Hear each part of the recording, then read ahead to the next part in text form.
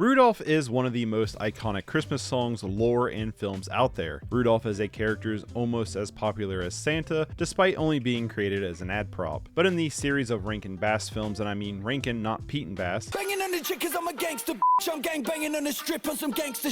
But Rankin and Bass films, Rudolph is one of the most well known. But to my surprise, I came across a Rudolph the Red-Nosed Reindeer game on the Wii at a game store for $5, and with the game being based around the old 1964 movie, it was time to dust off my old VHS and revisit this holiday classic, comparing the movie to the 46 years later video game in this episode of Screen to Console.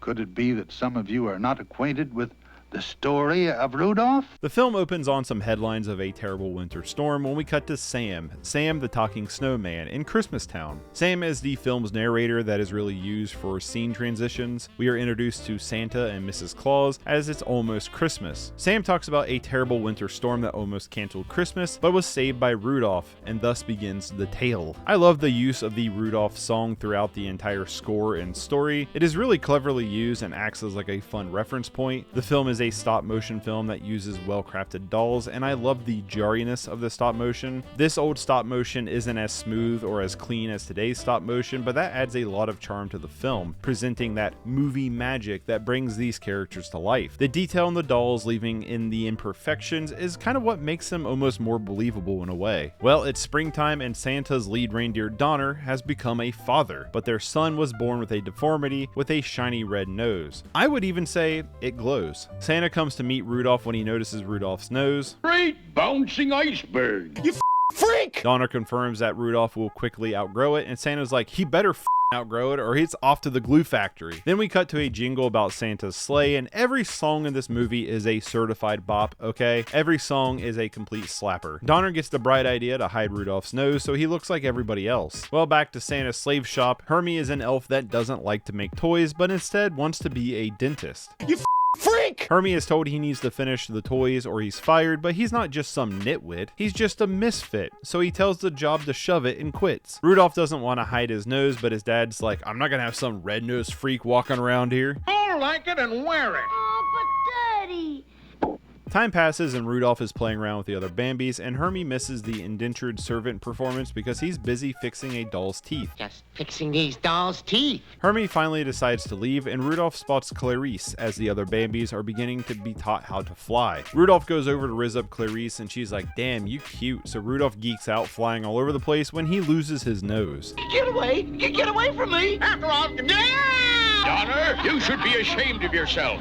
What a pity. He had a nice takeoff, too. Damn, Santa just straight up disowning any non-purebred reindeer. Rudolph decides to run away after all the other reindeer laughed and called him names. They wouldn't even let poor Rudolph play in any reindeer games. How messed up is that? Quickly, he runs into Hermie. As the two wander the great winter wonderland, they're being stalked by the abominable snowman when they meet Yukon Cornelius, who is looking for gold and silver and gold. The three of them are about to head off when the abominable comes after them, and they start running off, but thankfully abominables sink in water. While Donner starts to feel bad about being a to his son, so he goes out looking for him, telling his wife to stay behind, but her and Clarice decide to go out looking for Rudolph on their own as well. The trio crash lands into the island of misfit toys, like, you know, they're toys that are messed up, like a jack-in-the-box named Charlie, a train with square wheels, a bird that can't fly but swims, a squirt gun that shoots jelly, a boat that sinks, and a ginger. The three ask to stay here, but the Lion King is like, hey man, this is an island only for misfit toys, you don't even fit in with the misfits. The Lion King asks them though to tell Santa about the toys so they can try to find them homes. The three decide to head back to Christmastown to tell Santa about the island of misfit toys, but Rudolph is worried about his red nose. He's worried that it will attract the snowman, so he decides to ditch his friends for their own safety, heading out onto his own. Time passes and Rudolph has grown up some, so he realizes that he can't run from his problems, so he comes back to Christmastown to find that his family and Clarice has been out looking for him this whole time. So Rudolph heads back out when a brutal snowstorm moves in. Rudolph finds everybody as the abominable snowman is playing with Clarice like a child who hugs a bunny too tightly. Rudolph goes straight for the taint, but the snowman hits him with the old stalagmite trick, knocking him out cold. Oh, here comes Yukon and Hermie! Hermie calls out the abominable snowman and Yukon Scooby-Doo traps him. Then Hermie goes absolutely schizo mode and pulls out all the abominable's teeth from its head, apparently turning him into like Ed from Ed, Edd and Eddy. In his dazed confusion of losing all his teeth, Yukon spears the abominable snowman right off the edge, cutting him in half. Well, we're back to Santa's castle and everybody apologizes to Rudolph and Hermie when Yukon shows up back from the dead and is like, I tamed the beast. As the slaves get back to work, Santa is going to cancel Christmas because of the storm. But thanks to Rudolph's nose being so bright, he will guide Santa's sleigh tonight. And now all the other reindeer love him and they shout out with glee. See, you know that freak you made fun of earlier? He's kind of now your savior. Keep that in mind. I mean, honestly, if this movie's taught me anything, is that if you have a lot of problems, you can just run away and then come back and everything will be fixed. Santa and the crew go out with Rudolph leading the charge to pick up the misfit toys and deliver them to all the good boys and girls around the world. Wait, whoa, hold up. This mother, he is sending out every toy with an umbrella, except for the bird that can't fly. He just launches this mother out of the thing. He even looks at the umbrella like, he doesn't need one, and chucks out this dude. This dude can't fly. He's dead. This dude is dead. He is coming down and splattering into somebody's chimney. They're gonna wake up to this dude that's been spaghettioed all over their fireplace. Like, he did it on purpose too. This dude is a murderer. A murderer, dude. Straight up kill. Honestly, Rudolph the Red-Nosed Reindeer is about as perfect as a Christmas movie could be. Filled with fun animation, a quick-paced story that, while a little extremely surface level, is easy to get behind and easy to digest for kids. It has a real sense of timelessness to it that I feel like a lot of movies don't have today. A story about the Christmas spirit and overcoming adversaries is just a great way to get into the holiday spirit. It's not the greatest movie ever made, but it's a classic that has stood the test of time. But now let's check out the game. What is this? I'm not even looking at the screen. I'm just waving, like, I'm just rodeo lassing the Wii remote right now, and it's working perfectly fine. You don't have to follow these pictures at all. What is this?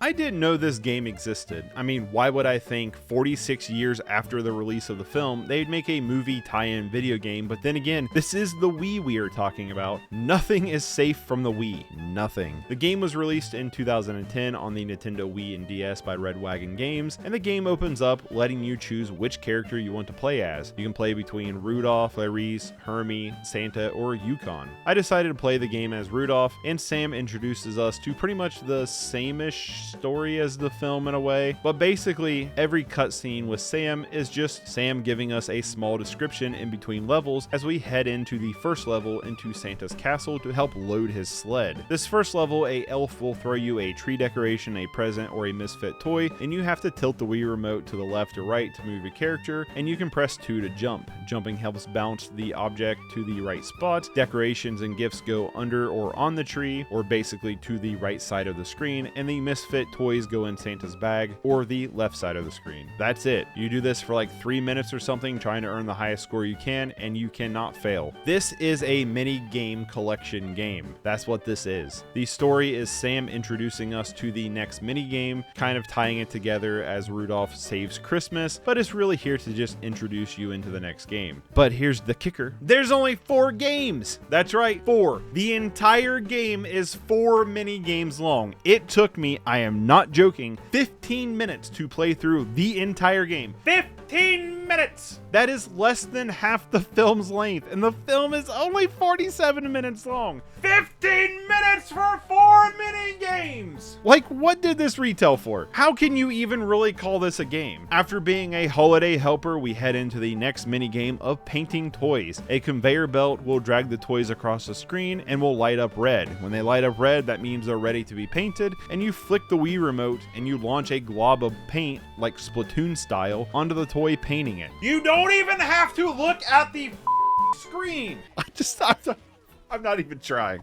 It's almost baffling. I almost can't even understand it.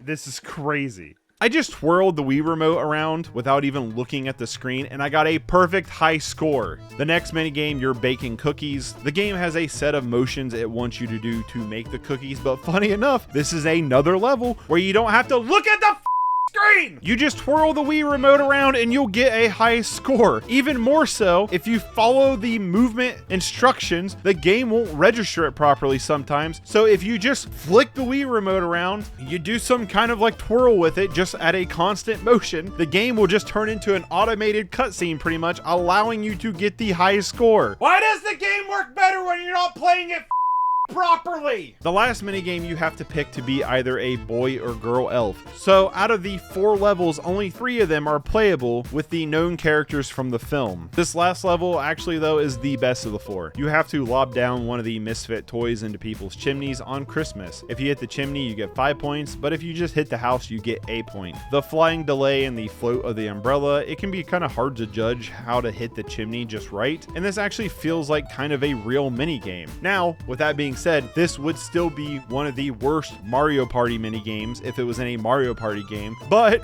compared to the rest of the game, this is leagues better than the shit we played before it. After you finish this one, that's it. That's the entire game. You're done. You've done it. You have beat Rudolph the Red-Nosed Reindeer. Oh my god, the game is less than 20 minutes long? Are you kidding?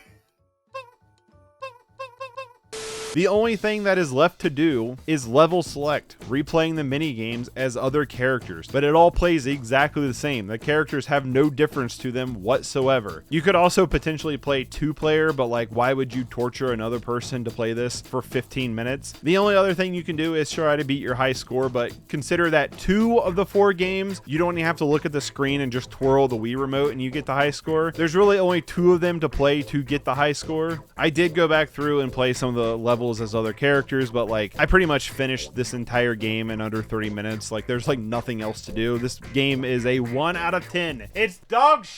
If these are the reindeer games that Rudolph wasn't allowed to play in, he wasn't missing anything. In the realm of screen to console, considering video games are interactive, I never thought we would play a game that was shorter than the movie, especially a movie that's only 47 minutes long, but the Rudolph the Red-Nosed Reindeer on the Wii is less than half that length, which is mind-blowing to me. I honestly could not believe it. While the movie is a straight-up classic that I probably think is kind of an essential viewing, especially for Christmas films, the game is bottom-of-the-barrel sludge that has no reason to exist. The film was released in 1964, and you know what would be a great idea? Let's make a video game tie-in for it 46 years later. The Wii was full of shovelware, games that were just pooped out like after eating Long John Silver's for a week thanks to the Wii's popularity. The system was full of shovelware that was trying to capitalize on its popularity and gimmick without trying to develop an actual game. With this game only having 4 minigames, despite there being a lot of minigames you could have easily made for the film, it feels like the textbook definition of shovelware. You easily could have made a minigame of trying to fly, running away from the abominable snowman, trying to find the misfit toys on the island, pulling the teeth of the snowman, so on and so on. There's a lot in the movie you could have made mini games out of. They just didn't do it because why be bothered doing it? You got to think, several of the mini games in this game weren't even in the movie. Like, you didn't make cookies in the movie. They came up with only one good game that's only good in comparison to the company it keeps. The game had 1 bad but functional mini game and 2 so broken you could perfect score them without looking at the screen. I keep saying that because that is mind-blowing to me. This might be the worst game we've covered so far in the series. Just stay away from this. Rudolph the Red-Nosed Reindeer obviously gets the rating of watch it. Nice.